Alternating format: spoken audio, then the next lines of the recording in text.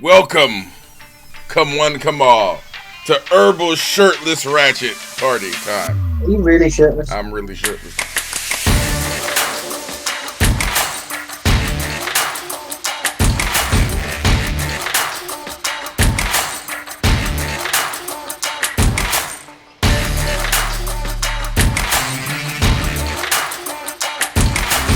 Y'all niggas be thinking I be scared out here in this big boat. I'm never scared, nigga. I got my tummies. Okay? I'm not scared.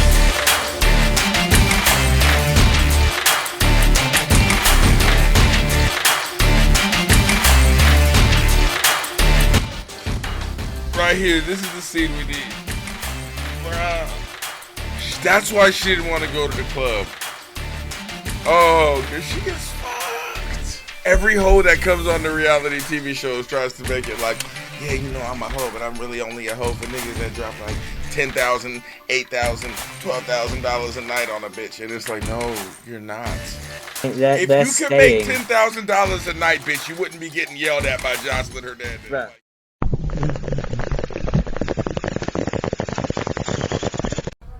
I love my girls. Don't they look good? No, put the fucking titties away, wet.